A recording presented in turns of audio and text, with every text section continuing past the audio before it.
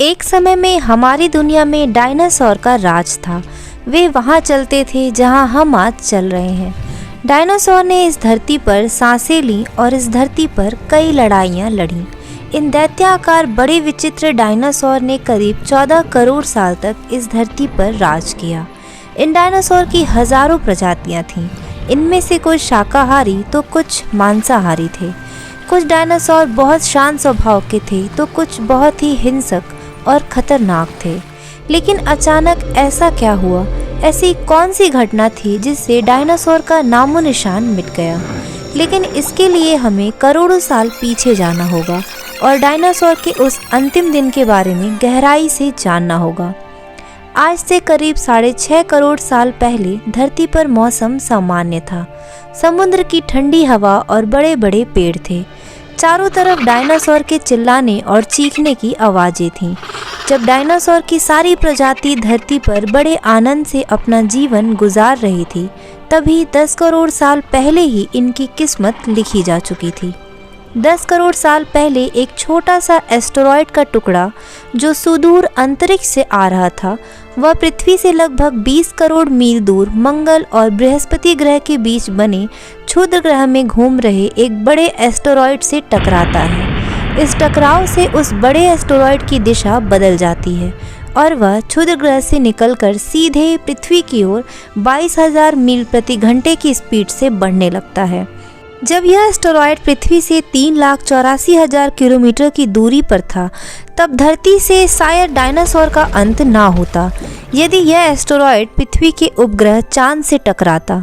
लेकिन नियति को तो कुछ और ही मंजूर था, इसलिए यह बड़ा एस्टेरॉयड चांद के बहुत ही नज़दीक से गुजर गया। 40 किलोमीटर बड़ा यह एस्टेरॉयड हर सेकंड पृथ्वी के नज़दीक बढ़ रहा था। जब यह एस्टेरॉयड पृथ्वी के वातावरण के संपर्क में आया, तब इसकी रफ्तार बहुत ही ज़्यादा बढ़ गई। पृथ्वी के वातावरण में घुसते ही फ्रिक्शन के कारण यह एस्टेरॉयड एक भयानक आग के गोले में बदल गया। इसकी रफ्तार इतनी ज़्यादा थी कि सिर्फ 4 मिनट में इसने अटलांटिक महासागर को पार कर लिया था। कुछ ही क्षण में यह एस्टेरॉयड मैक्सिको की खाड़ी के पास जमीन से टकराता है और लगभग 35,000 डिग्री सेल्सियस की ऊर्जा वाला एक भयानक विस्फोट होता है। इस टकराव का विस्फोट लगभग 10 हाइड्रोजन बम के विस्फोट के बराबर था। यह विस्फोट इतना शक्तिशाली था कि इसके टकराते ही धरती की लाखों टन धातु अंतरिक्ष में चली गई। टकराव वाली जगह पर करीब 180 किलोमीटर चौड़ा और 20 किलोमीटर गहरा गड्ढा बन गया।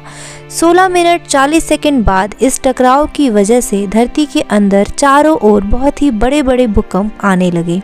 इस वजह से समुद्र में विशालकाय लहरों का निर्माण हुआ और एक के बाद एक सुनामी की लहरें चारों ओर बढ़ने लगीं। भूकंप के कारण धरती पर मौजूद सभी ज्वालामुखी सक्रिय हो गए, जिसकी वजह से हर जगह पर डायनासोर और कई सारे जीवों का विनाश शुरू हो गया। धरती की महाविनाश की प्रक्रिया आरंभ हो चुकी थी। इस भयानक विस्फोट से रेडिएशन की मात्रा इतनी बढ़ गई कि इसके 800 किलोमीटर के दायरे में आने वाले सभी जीव जंतु पूरी तरह जलकर खत्म हो गए। अब आपके मन में ये सवाल आ रहा होगा कि उड़ने वाले डायनासोर तो उड़कर बच निकले होंगे, तो वो कैसे खत्म हुए? लेकिन उड़ने वाले डायनासोर जमीन से तो बच निकले, पर जो धातु पृथ्वी से अंतरिक्ष में गया था, वह ग्रेविटी के कारण आग के गोले बनकर पृथ्वी पर बरसने लगे, जिसमें सभी उड़ने वाले जीव हवा में ही खत्म हो गए।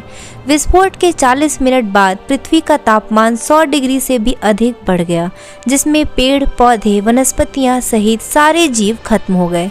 विस्फोट के 90 मिनट बाद तापमान 200 डिग्री के ऊपर चला गया, जिसकी वजह से जो डायनासोर या अन्य जीव विस्फोट के इलाके से हजारों मील दूर थे, वो भी इस गर्मी से बच नहीं पाए। इस महाप्रलय से धरती पे से कुल 90% प्रजाति लुप्त हो गई और जो 10% जीव बच गए थे, उनमें से भी सिर्फ वही जीव जिंदा रह सके जिनका वजन 25 किलोग्राम से कम था।